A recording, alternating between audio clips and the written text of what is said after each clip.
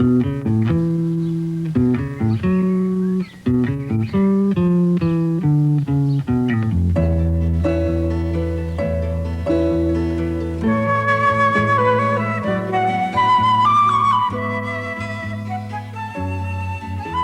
programme is a story about a lady with a view, a boy with some fish, and a man with a tractor.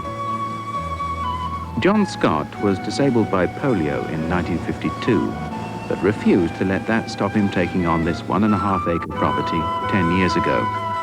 He has adapted the tractor to cut the grass and till the soil, and has designed the large garden so that he can reach every part of it with the tractor.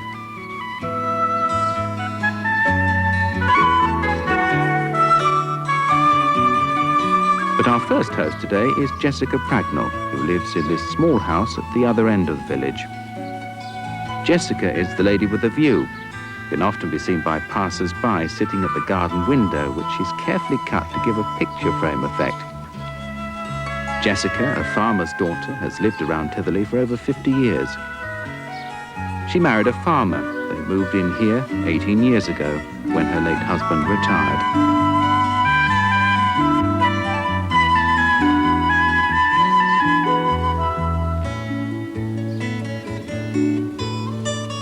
The garden is extremely well cared for, and although it's small, Jessica has managed to create different areas of interest around 4 small sections of lawn and a healthy fruit and vegetable section.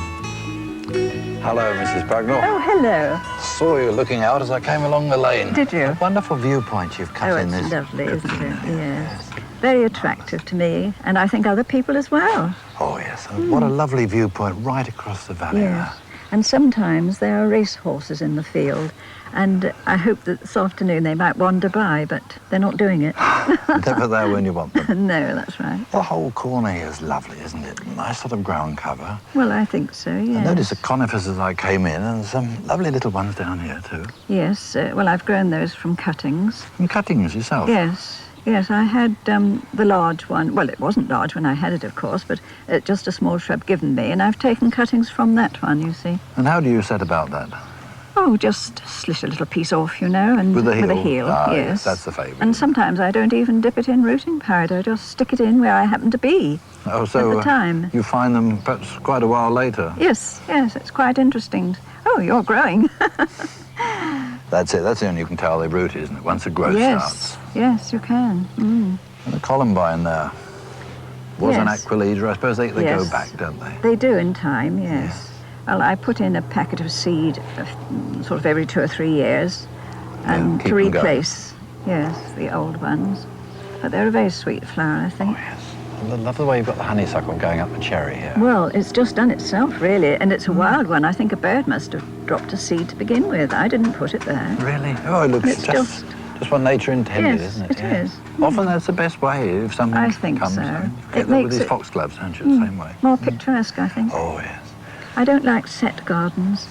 I like your lean-to greenhouse over there. Yes, I'm very pleased with Looks that. a fairly new addition, isn't it? Yes, I haven't had it long, not many weeks, really. A great thing, aren't they? Yes. You've got a bonus both ways. It helps to give you a place to grow plants, and must help to keep the house warmer too. Yes, that's the reason I had it, really, because the east wind does blow in that door so badly, and... And far fewer drafts now. Oh, I'm sure. Well, next winter I shall find the benefit, no doubt. And up behind us here, another useful outbuilding. Can we go and have a look up the top here? Oh, yes, yes. It was used years ago as a copper house. Oh, you don't use it for that now? No, I don't. I keep my bicycle in there. Your bicycle, do you still use it? Yes, I do. Very useful. It's not too bad cycling around here then. No, not it's too very many pleasant. hills. Very pleasant, really. I've had it 41 years. I always remember because my son was 4 years old when I had it, and now he is 45. The years have flown. It's lasted well. It has, yes. Well, I usually take care of what I've got. Those bricks there are lasting well too, aren't they? Yes, I expect they were all made on the estate. Opposite the farm where we lived, Drove Farm, they made the bricks, you see. There was the brickyard. And they kept on making them until the clay was worn out, really, I suppose. And they found they weren't successful, so it had to be closed down. So they're really rooted here as well. Yes, yes. And I suppose the woodwork from of the houses was made, grown in the woods, you see, and all cut. And Don't get much of that these days. handmade. No. No. Lovely show of colour again here. There's a little daphne there. Lovely, yes. And that was from a seed that the birds had dropped. More of these aquilegias, these neocolumbines here, more different colours. Yes, they're lovely. Well, they have been. Their beauty is really over now. And a lovely apple tree up there. Yes, it is. It's 8 years old. Is that all? Yes, and it's had fruit on every year. I bought it as a 2-year-old tree, and it's been ever so good. And large apples. Last year I weighed 1 or 2, and they were almost £2 each. £2? Yes. That's good, isn't it? It is. Most useful.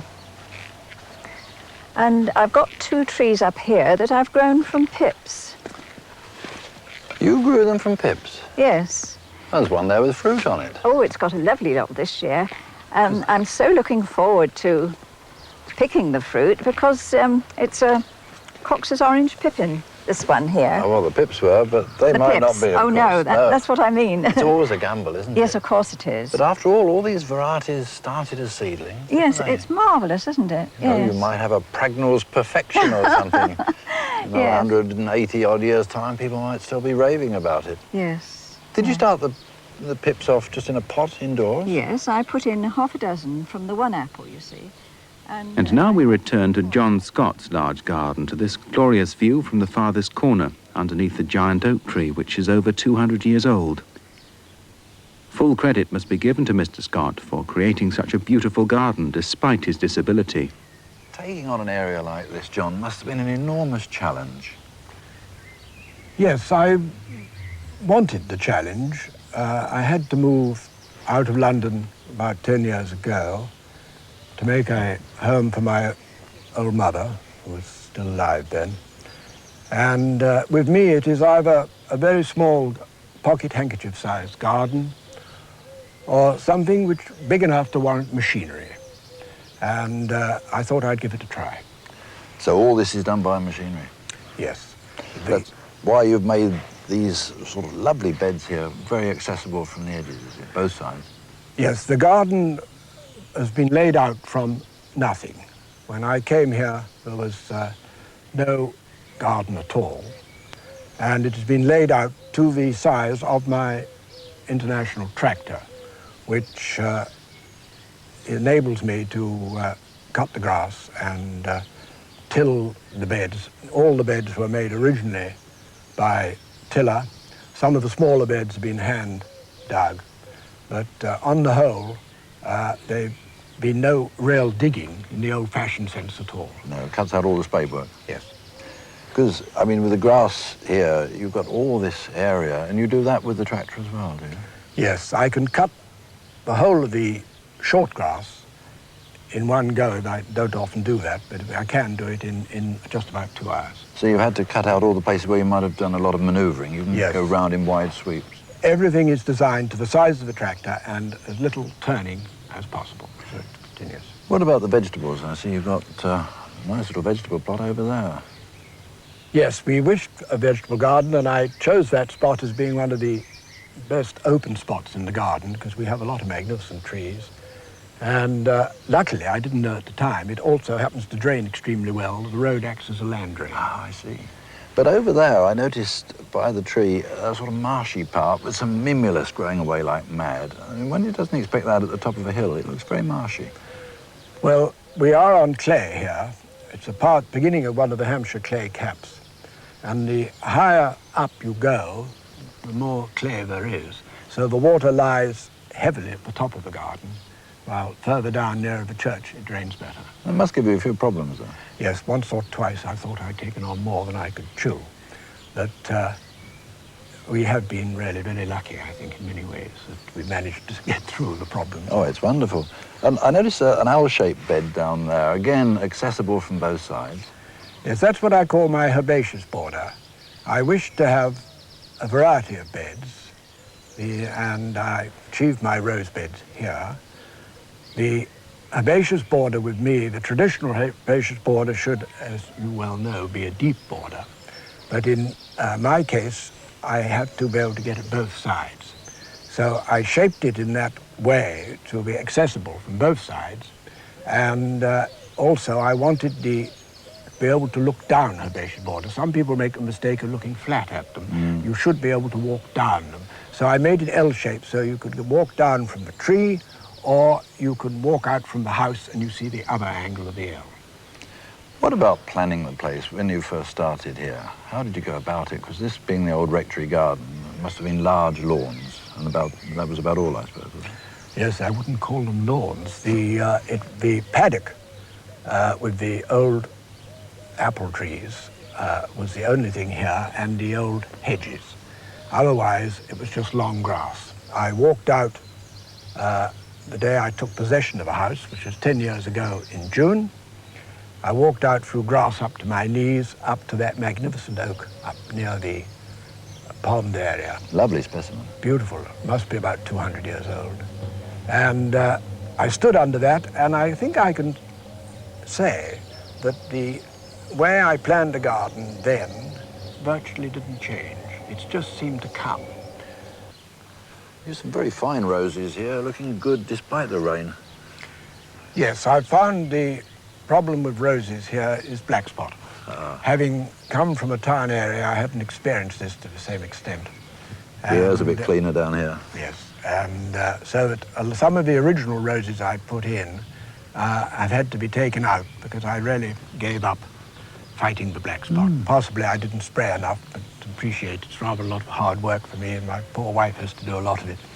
So I have now gone for roses with the darker foliage, which does seem to be resistant to the black spot. Oh, these are looking very well. There's some lovely ones. There's peace there, I recognise. Peace I'm very fond of. Oh, yes. And some more lovely ones down there. There's an orange one. What's that? I don't know the name of that. I think it might be, no, I'm afraid I can't remember the name of that one. Makes a wonderful contrast with the red, almost like Superstar there, doesn't it? Superstar I have. Yes. And the old-fashioned roses around the centre bed make a nice variety of a smaller rose. Down in the border there, lovely delphinium. Yes, the delphiniums do fairly well here, not as well as I had managed where I was before, where the ground wasn't quite so wet. But of course they do like plenty of rich food, they're a rich feeder. Harry, perhaps you'd care to have a walk round the garden? Jolly good. The way I suggest is that you start by the yew tree and turn right at the greenhouse and walk up the garden that way. Lovely. Many thanks. The yew tree was growing in an old hedge when we came here, and it is now nicely shaped. The fruit cage has been in about 6 years. You come up past the greenhouse, and I wanted to have the walk up to the pond attractive, so I put in shrub roses, which do well on this heavy ground. The vegetable garden was handed over to my dear wife, who had not done a great deal of gardening before. But I said to her, I cannot make a garden and run a vegetable garden. So she very kindly got the books out and has over the years made an extremely good job of it, I think. Now that end of the garden is the wettest. And I started off putting in fairly ordinary shrubs like forsythia, and found after the first winter I'd been here that they weren't going to do. They were sitting in water most of the winter, and they just shriveled up. So I then went for plants which, according to the books, would take a certain amount of water. And I've got a variety of cornus and, of course, the willows. The other thing which of interest is the escalonias. I knew from experience in the west of Ireland that escalonias don't seem to mind the wet. Then you come to what I call my bog garden, which was a very difficult piece of garden to achieve, as it is lying underwater most of the winter. Harry, when you leave the bog garden, you will walk down the narrow path between the rough grass. You will have a magnificent view of the church and the evergreen surrounding it. When I originally planned the garden, standing under that oak tree, I realized that this was the setting I had to build on. And I think you'll agree that the view is really quite exceptional. Passing down this path, you will notice the country sculptures. These are by my sister-in-law, Marion Smith, who is vice president of the Portrait Sculptures Association. She has now been up at Chelsea Flower Show on show for 2 years and is achieving quite a name. The little boy, which I'm particularly fond of, is very attractive to look at, and many people have remarked on his face as being very pleasant. And the fox, I think you will agree, is very realistic. You then will pass the herbaceous border, the L-shaped border on your right, and as you come out into the middle of the lawn, you can look to your left and you will see rather a nice view of the house, which I think is at its best from this position. Very good at the back of the house too, isn't it? Yes, it's a lovely view from down here at the back of the house, and it shows you how the garden must have been before I knew it. Ah, when it was the old rectory garden. Yes. When I came here, the hedge you see here in front of you went right across through the back of that lovely evergreen and joined up with the hedge by the summer house. And would this have been where they had all the fetes and things, bowling Yes. for the pig and Yes. such like? But that would have been put in sometime during the last war. Before that, the original garden would have come down another 20 yards to roughly where we're standing. And there was a post and rail fence here and just orchard beyond. And the vicar would have run down and down to the church if he was late for the service. Very handy, yeah. And You've got some nice planting on the back of the house there, haven't you? well, when I came here, that was the only flower bed in the place. It was a long bed behind the back of a house. It was full of the old-fashioned Michaelmas, which most of it I'd get rid of. I put the terrace on top. And the only other thing which was there and which I didn't know about was this lily, which you can now see. It is called a dragon lily, and I didn't know what it was, and I pulled it out by the handful to start with. Before you realised you'd had a treasure. Before I there. realised that I had a treasure. In the hot summer, I think it was what brought it to my notice. It did extremely well. I understand it is a Mediterranean lily, and it is just going a little bit over now, and it has another name called the stink lily, which, as it goes over, it is not at all a welcome smell. Does this mean you've got to keep the windows closed? Yeah, very much so, I'm afraid. But so many people have admired it and told me it is unusual that I wouldn't dream of getting rid of it. Well, it's doing well on that south-facing wall. That's what it likes. It likes the heat. It likes to be baked. Oh, lovely plantings round here too. Very, very colourful. Yes, it's come out very nicely indeed. Fine orange ball buddleia at the end. They're doing well this year. Yes, the buddleias are nice. I would have probably more buddleias in the garden, but my wife isn't very fond of them. But to be quite honest, she doesn't know that's a buddleia. Do you get plenty of butterflies and things here? Yes, we do. And in actual fact, there's a rather an interesting little bird's nest just under the sitting room window. Oh, wow. It's really? a flycatcher. Great. And it's very attractive seeing it going in and out just at this very moment. And good for the flies, or keeping them away at any rate. Excellent, yes. Like the spiders, we encourage you. First rate. This is an interesting border right across here, going virtually down to the churchyard gate. Yes, that's the very first border I made. And I'm rather proud of it because it's entirely made by myself. I had no help at all. Must be colour in that all the year round. Well, it is mainly a winter and spring bed. The heathers are the winter colour, and the spring flowers come up, and just to give it a bit of colour during the summer, I have the everlasting geraniums, and I have 1 or 2 summer heathers as well. But I'm rather pleased with it, and I had to keep it low, of course, because otherwise it would have spoilt the view of the church. So it's a very low, everything had to be very low growing.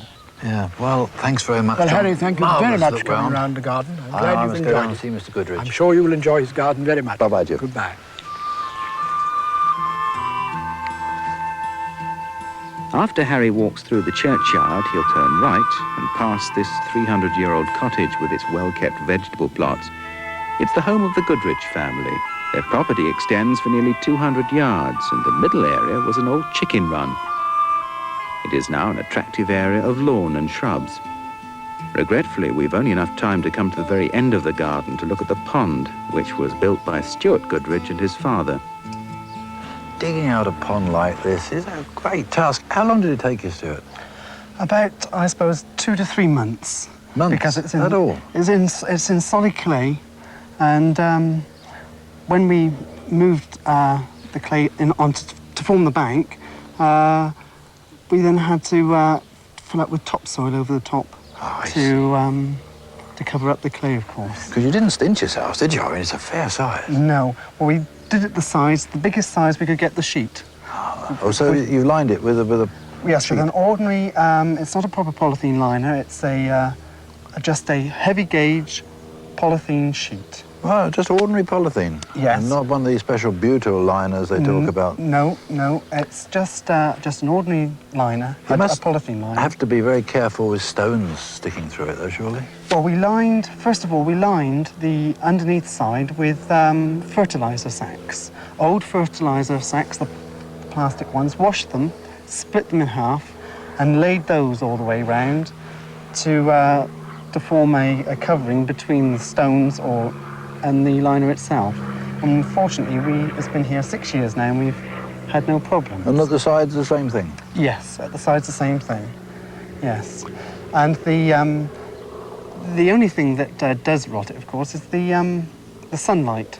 And I've used capillary matting. I noticed that. That's a good way, isn't it, of hiding the top edge, because so often it looks a bit ragged. That's right. And you'll get the algae into that. Yes, the algae goes into that, and of course the sunlight can't get to it and prevents it from rotting. Right.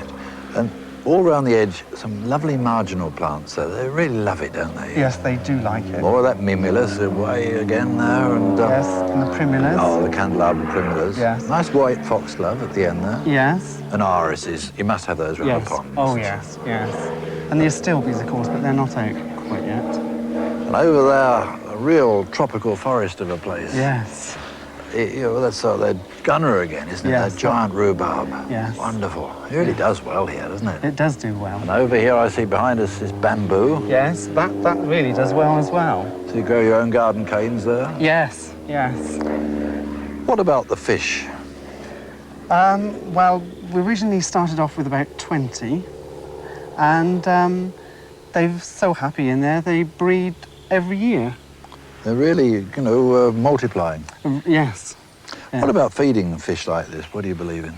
Well, we feed them on the floating pellets.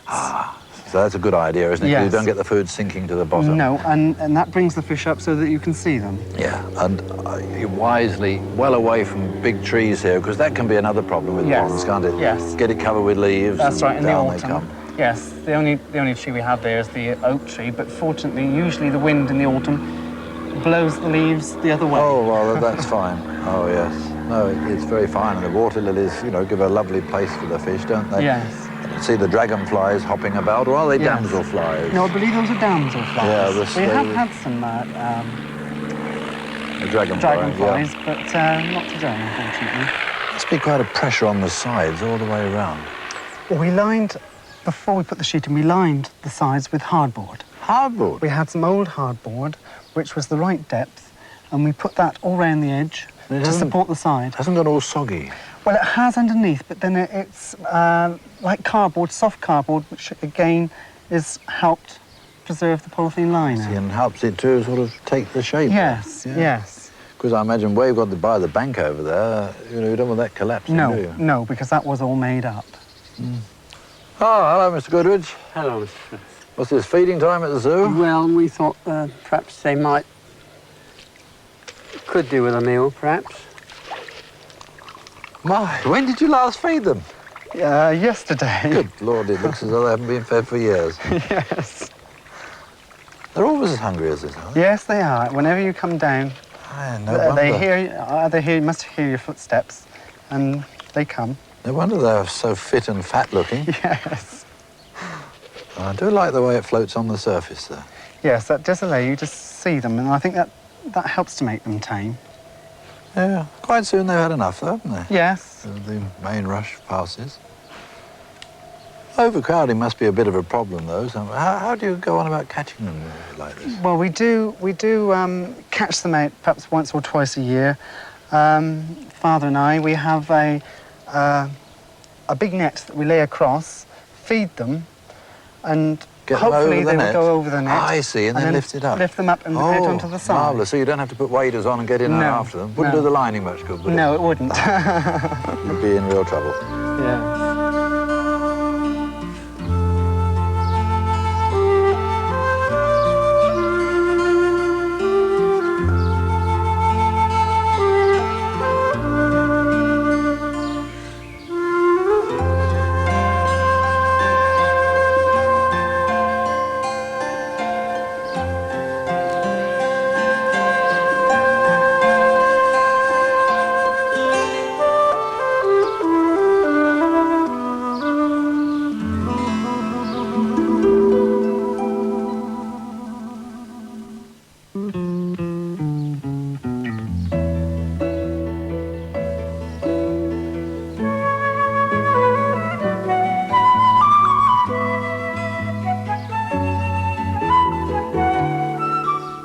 This is one of the gardens we shall visit today in Alresford, Hampshire, or Alresford as some people call it.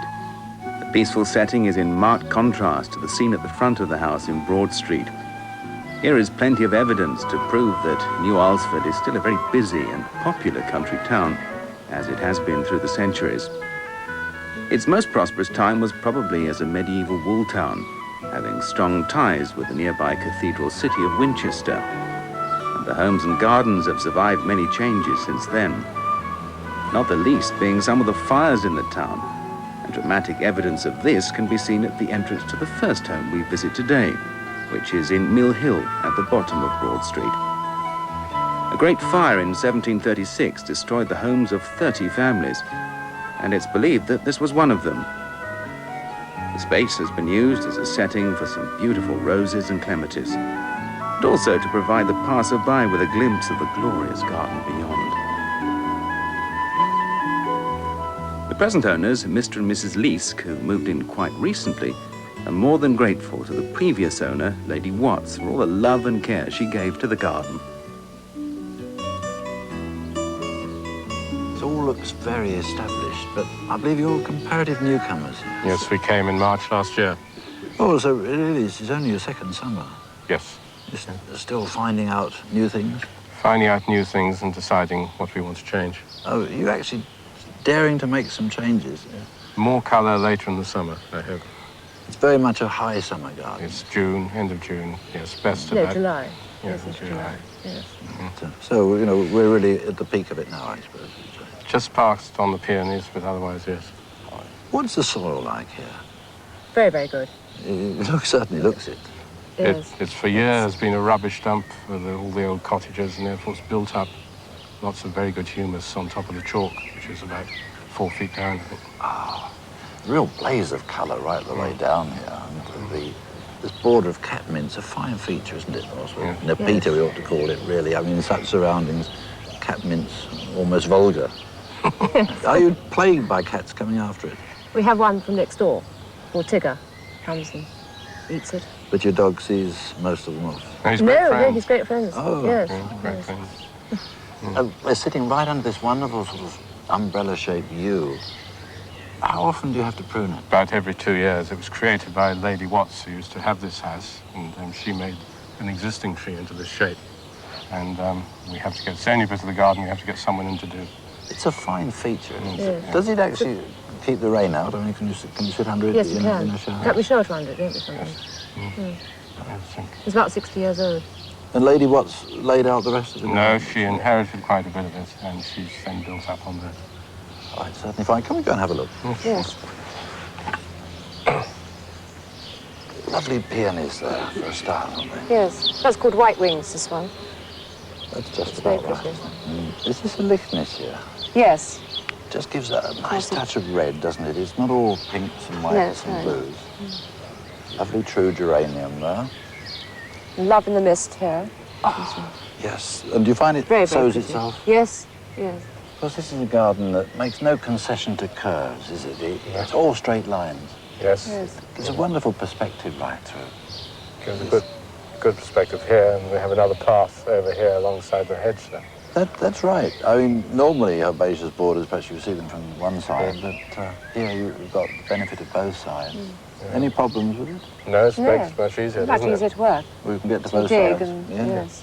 And this lawn running right up here like a roll of green baize, it's in wonderful condition. It must mean a lot of work. Well, I put over one of these scarifier machines in the spring. There's a lot of moss on it because it gets protected from the sun in the morning by these trees. Took it all out, and it's grown back very well, actually. You really Put a gathered it all fertilizer. up afterwards, did you? Yep. Because, Gathered the whole lot you up. could leave As you can see, the odd there's spores behind. no moss come It's back. wonderfully clean. Yeah. Wonderful foil to the flowers, isn't it? Yes. We've got the anchusa here, and I noticed back there some smaller delphiniums with this wonderful clump down here, isn't it? And quite a few different colours in them. Did you put them in? No, Lady Watts put everything in, All this and we stuff. inherited this lovely garden. Yes. And, The staking, though, you've done. yes, I did. I And they go down about 18 fair inches. bit of wind here, do you? Yes, we did. We have had terrible storms this summer. And this, I think, is called Black Knight. It's a lovely one. And And a white one behind it. beautiful white one behind it. And this is a lovely mid-blue. The white centre. There's a huge hollyhocks there where it Yes. comes up. It's fantastic. Yes, they'll take over, won't they, when Yeah. these are finished? Yeah. Some more of those lovely peonies down there. There's a pretty white campanula there. So there is. Yes.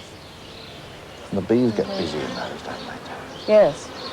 Especially in catnip. A bit of colour when everything else is gone. You've still got the potentilla there. Yep. It's a nice shrubby sort of thing, isn't it? Yes, I think you're putting some more in, actually.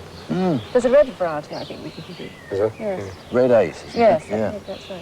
quite a new one. And And these this, two lovely little rock gardens here, Yes. raised up This is beautiful, this campanula here, isn't it? Lovely. by Violet. these steps. Now, these look very old, or at least the bricks do. I think they're the Yes. bricks from the old cottage that disappeared again, and they're made all over the garden. There are things built to those bricks. That was a mass of colour up to about 2 weeks Yes, ago. but it was too much Abretia in it. Yeah. And we want to put lots more spring flowers, alpines in. Lovely, the clematis going up the tree there. Yes. It was simply beautiful. yes. It's And just what's that dying down. white one beside it? That's What's the rather rose? fine. This one? The one, the white one's called Penelope. And that's a lot of feverfew. Do you see that little The white. chrysanthemum? It's called feverfew. Ah, no, isn't that supposed to be good And from migraine? That's absolutely right, yes. Let's go up Broad Street again to the home of Mr. and Mrs. Hugh Brown and share the lovely view they enjoy from the back of their house. However, before we look at some of the features in this area, let's join Hugh Brown and Harry over the garden wall, just up there on the right. It's the first time we've found a garden with its own vineyard. This one looks very well established. Just how long has it been here? Well, as a matter of fact, it was my son's idea, and this was planted 12 years ago. Well, it's been here quite a while. 12 years now. ago. You can see by the main vine there that it's about 1.5 inches in diameter. Yes. They like a limey, fairly rich soil, don't they? Yes. Did you have to do a lot of preparation? No, the minimum. The most preparation we had to do was to clear the weeds. And then, of course, we planted the vines, the cuttings, and from there they've just done jolly well. We're very pleased with it. They weren't grafted onto any special stock? They were a Huxell-Raber vine, and that's German, and it's grafted onto American anti-phylloxera stock. Ah, yes, to resist Because that the- dreaded aphid. The deadly disease which ravaged the vineyards of France. Oh, it was a And, disaster, wasn't it? It was dreadful. The disease actually attacks the roots, so they had to clear the vineyards and start again. What about pruning on this scale? It must be quite a palaver. Yes, well, pruning is one of my winter hobbies. Ah. And I must say that it's one that my son tries to avoid because it has to be done in January and it's jolly cold. But if you do it any later, the sap starts to rise and the vine will bleed very badly, so it has to be done early. Do you do any summer pruning at all? Yes, summer topping. Summer topping. These. Off. Just nip them off. Nip them off like that because we don't want any more growth. We want the growth now to go to the grapes. It's rather small at the moment. That's right. What about pests? At the moment, we've been very lucky. Last year we had one which had a spot of mildew, And you can spray that with copper sulfate, but I didn't worry with just one, and I left it. The other pest, birds. Now, you can be very drastic with that, and you can raise a sparrowhawk and try and get a sparrowhawk to nest in a tree, and if he takes up that vicinity, he will keep all birds away. It really does sound a bit drastic, as you say. Drastic. But apart from that, in a small garden like this, I can put a net over. But it's very well sheltered here, isn't it? It must be an absolute sun trap. Yes, because the wall, of course, acts like a storage heater. Is grape growing as much a gamble as one might think it is? I mean, there's a lot of bunches here coming. Yes, yes. Well, I think that in England, it is a gamble. And you find people that have areas, say, several acres, and it becomes a commercial thing, then it is hardly viable sometimes. If you get a good summer like we did last summer, this vineyard, which is 50 vines, produced about 200 pounds of grapes. 200 pounds? And that's a lot of grapes. I thought that was quite good. I noticed you have a few gaps here. Yes, we have. We lost one or two. There's one over at the back there, but the cuttings that we take off in the winter, we just put in the ground, and nearly all of them will root. And in the greenhouse there, I have some which have established and will be planted out. Can we go and have a look? Yes, by all means. Of course, in vineyards in France sometimes, they plant the odd edible variety here and there, don't they? Oh, yes, that's a nice touch, that one. Sort of perks for the pickers. Yes, Harry, I think that's rather a nice touch. Because if you're picking in France for hours in the hot sun, you're going through kilometres of vines. That's it. And you come across a beautiful, luscious grape. Rather nice. Oh, very good. Rather nice. These are edible ones in here? I mean, you know, dessert varieties? No, this is a cutting from one of my pruning sticks. That's some of the cuttings? Yes, that was put in 4 years ago, and it just shows what heat will do as opposed to a vine in the open. Doesn't it just? Now, that is an earth greenhouse. It's not a brick floor, so the vine was planted in it, and it's overtaken the greenhouse. And I wanted you to see how many bunches of grapes will appear. About a third or two-thirds of those will have to be cut off. It's a mouth-watering prospect, isn't it? Yeah. Will you be thinning any of the grapes in the bunches? Yes, that's done with a pair of grape scissors. Rather a tedious business, and rather better done on a cool day, because in there now it must be 90 degrees or more. That's it. Pointed scissors and a fork stick, right. isn't it? Right. Hold them apart. That's right, yes. Good job, you're needing a lot of patience. Little patience. Well, I mean, if you're going to get a rather nice bunch of grapes, to do things properly, you have to take care these days. And a few, melons along the front? A few melons, again, experimental. I used to try to run them up string, and then I read a hint that you must only have one growing shoot and get the end off and get 2 or 3 laterals. And You've then got to you'll restrict get it, melon. haven't you? So I'm hoping. I pour a lot of water in there every day, and it may help. Well, they look very healthy, don't they? What sort are they? Sweetheart, something like that? These are an Ocean melon. Yeah. My wife bought one. I took all the pips and grew these. So I'm hoping. Of course, you've got a lot more fruit outside. You mentioned the fruit cake. Yes, we have. Yes, raspberries.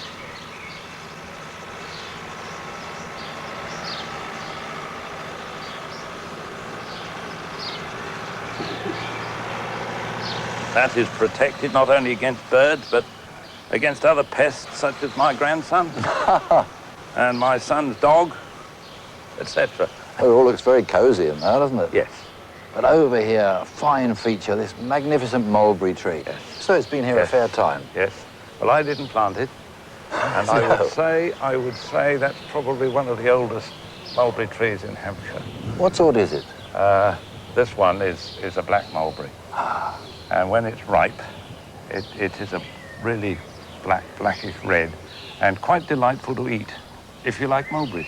Do you make good use of them? Well, I must admit that the birds have a lot of them, but 1 or 2 friends do like them for jelly. They're looking good already, aren't they? A beautiful year. Because it was the white mulberry, wasn't it, that they used for silkworms? Yes. Now this, I understand, was brought in the reign of James I, and I believe it was through him that there was an act of Parliament passed that all people who owned land above a certain acreage had by law to plant a mulberry tree. There it is. And this was to enable the silkworm industry to flourish. But here they planted the wrong sort. This one they planted the wrong sort. But it's a beautiful tree. Oh, fine. There's no law saying you had to grow your own herbs, but you've got a fine herb garden there. Yes, that's my wife's part there. I think she tells me there are about 25 different herbs in that. Oh, in it's that looking patch fine, there. isn't it? And when the lavender's at, it does look really, really splendid. And up here, you've got these two walls, one either Yes. side. Yes. Red on that side and the Yes. flint over The brick there. and flint, very typical of this part of Hampshire. Yes, I saw some new houses in Petersfield only the other Yeah. day being built the same way. Yes. Good, isn't it? Yes, very fine. But that wall there, I'm told again, that the foundation was put down at the time of Bishop de Lucy. When was that? Now that was about 1200. And he constructed the mole between the lake and the river, and this part was laid out for his new town. It was originally going to be called Newtown, but I suppose the people that lived here preferred New Alresford, and that's how it started. Well, it's looking marvellous now with these roses up. Yes, yes. And I suppose this marvellous roof line here goes back a We're few rather years. proud of that roof line of Alresford. I think it's absolutely wonderful. There's a bit of history there. And oh yes, yes. The last fire, I think that was in 1590. I believe it was 1590. That destroyed 119 houses in Alresford and the church. And Quite a blaze. there was a later one than that. These houses are probably about 260 years old. But of course the cellars go back much earlier. The windows are an interesting shape too, aren't they? They are indeed, yes. Especially that one on the left there. Certain amount of sinkage, maybe. That's right. But it's standing up to the time, isn't it? Oh yes, yes. Well, it's been there a long time, Harry. That's right. And below it, it's lovely patio. Yes. Just the place to Yes. sample the fruits of your labours in the vineyard. You're quite right. And it would be my pleasure, Harry, if you would join my wife and I in a little glass of some of the wine that came from the vineyard, you see. What a splendid idea. All right. Hello, Joy. Your herbs are looking good up there. Really soaking up the sunshine. We'll offer you a glass of wine. Lovely.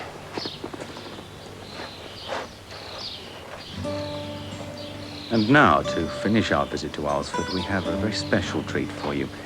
Beautiful as many of the homes in this series may be, very few will argue that the last home we visit today can have few equals. The arresting beauty of the house and its setting must have given great joy to hundreds of people who discovered it as they walked along the riverbank. The old fulling mill is the home of Mr. and Mrs. Brian Gush, and is a reminder of the period when there was a flourishing cloth trade in Alresford. Fulling, or felting, was in fact a process in the making of cloth from wool. The mill is situated on the parish boundary between Old and New Alresford, and actually spans the stream which separates the two places.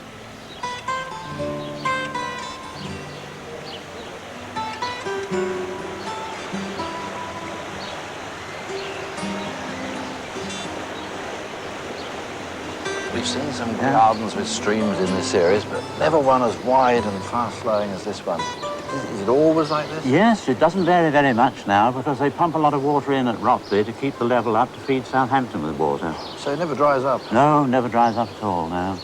The garden's never short of water, right? Oh, no, we're very lucky for that. Yes. That's why you've got this marvellously green lawn, I Yes, and back in '76 when we had the drought, we were the only people in Hampshire with a green lawn because we pumped from the river, you see. And the best of times, I suppose, when it's up like this, the water's not very far below. Oh, no, the level's only about a foot down at the most, yeah.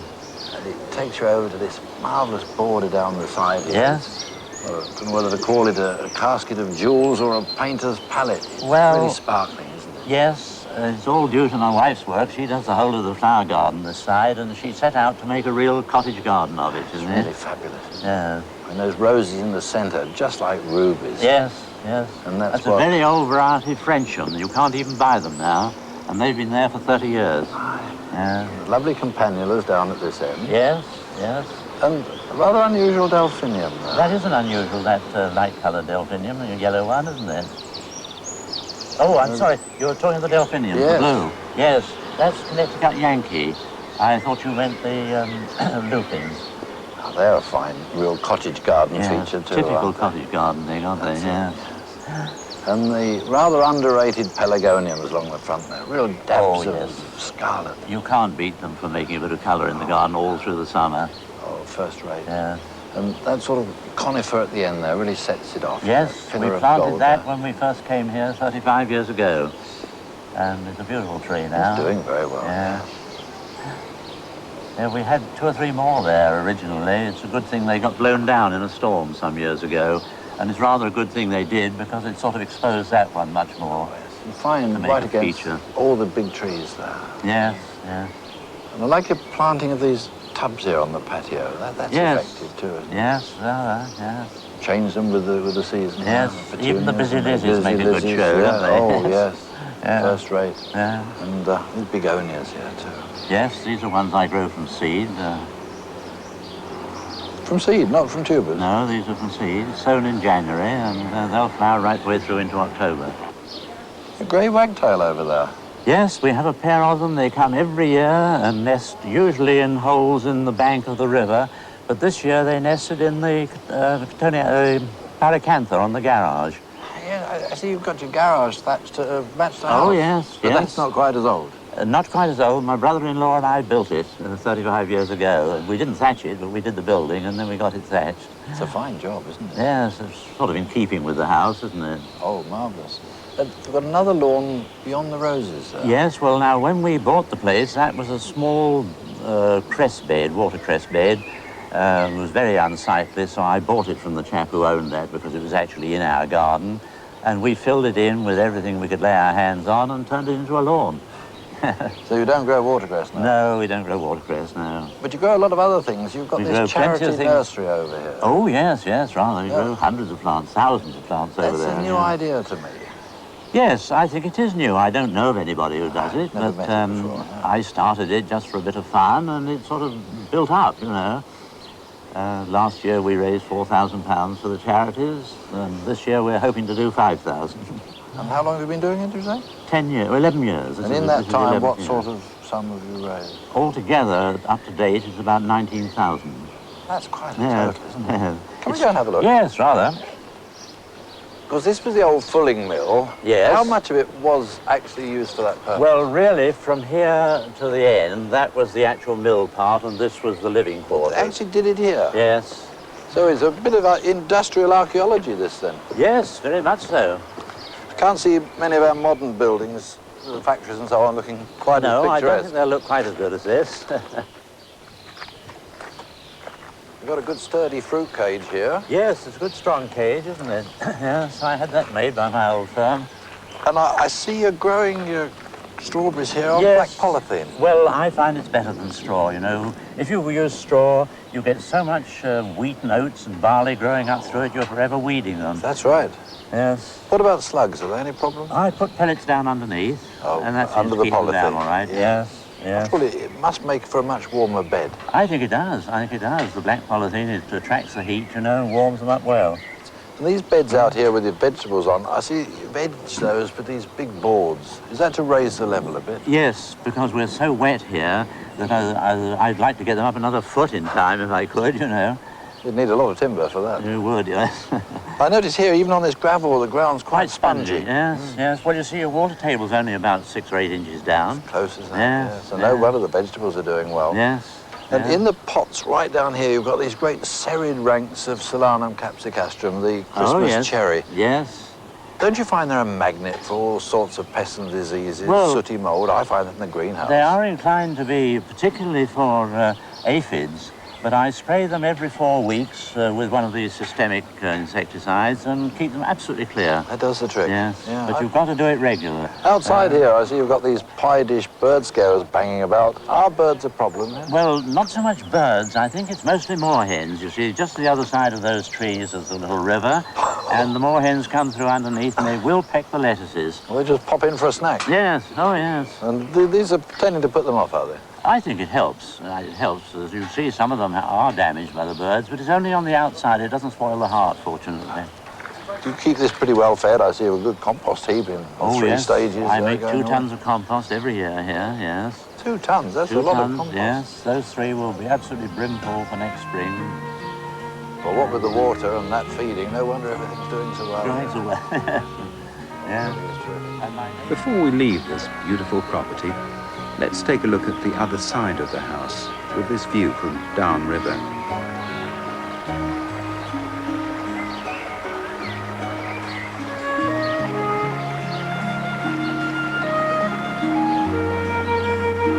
seems to capture the unspoiled character of the setting, far from the noise of traffic, helping to create an atmosphere of peace and serenity.